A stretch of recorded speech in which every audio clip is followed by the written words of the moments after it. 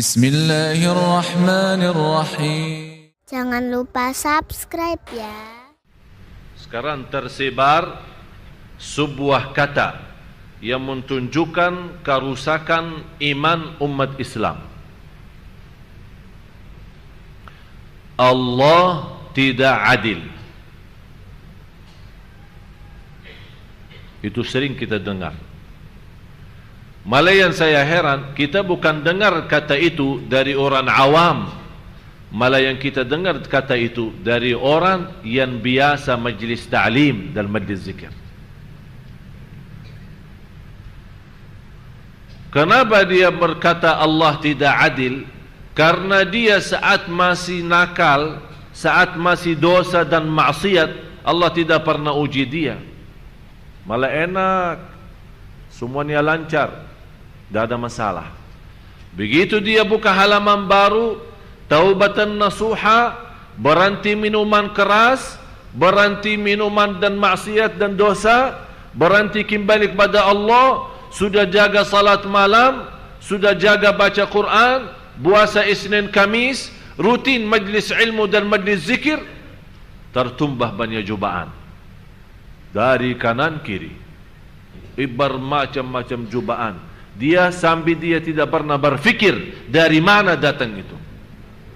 Disitulah dia tanpa sadar, tanpa disengaja, tanpa dinawa itu, kenapa Allah sama saya begitu? Ini tanda akidah rusak. Tapi kalau akidah yang benar, keyakinan yang benar dan iman yang sempurna, yang barangkali susah dilaksanakan adalah bagaimana kita bisa jadi hamba Allah sebagaimana orang mayat yang dibolak-baliknya badannya tapi dia tidak bisa berbuat apa-apa. Bapak Ibu, pernah lihat ada orang mandikan orang mayat? Pernah. Kira-kira saat dimandikan orang mayat itu, apakah orang mayat itu pernah namuk atau marah? Atau orang mayat bilang, Bak, tolong di bawah masih ada kotoran, bersihin sebelum saya masuk kuburan. Ada begitu? Jadi seolah-olah dia tunjukkan basrah total. Memang tidak bisa apa-apa. Bagaimana kita bisa jadi seperti itu kepada Allah? Jadi seolah-olah kita tunjukkan, ya Allah, mau apa? Saya sami'na wa ata'na. Mau kasih lancar? Alhamdulillah. Mau kasih cubaan? Saya sabar. Jadi benar-benar kita memiliki iman, apapun yang dari Allah kita selalu terima. Bukan terima ucapan. Ini kalbu ini yang perlu setiap hari digosok sampai habis.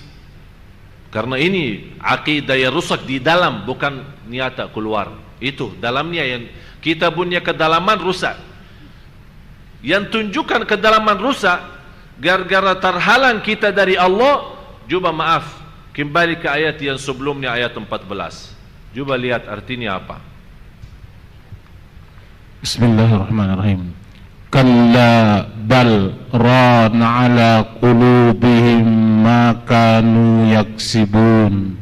Sekali-kali tidak demikian. Sebenarnya apa yang selalu mereka usahakan itu menutup hati mereka. Berarti yang menutupi hati kita dan terhalang dari Allah adalah perbuatan, usaha kita. Tapi coba luar biasa ayat ini, ada di atas bal. Kalau ibu-ibu, bapak-bapak perhatiin di atas lam itu ada apa? Kenapa ada sin di sini? Untuk bagaimana cara bacaannya?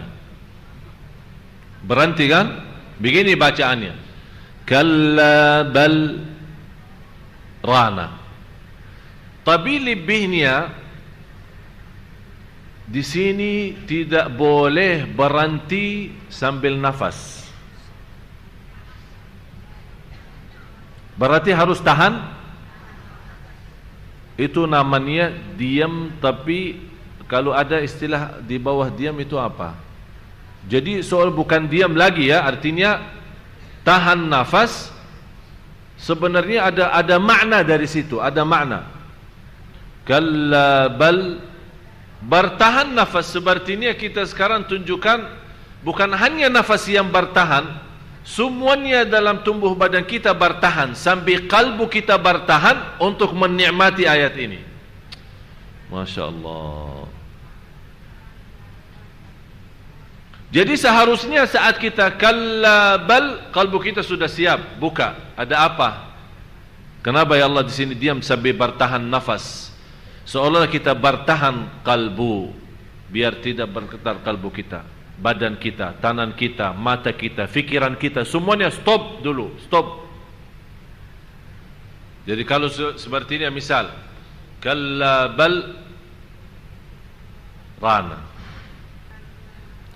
kalla bal rana ala qulubihim ma kanu yaksibun. Jadi usaha dan perbuatan kita adalah yang menghalangi kita dari Allah. Tertutup hati kita.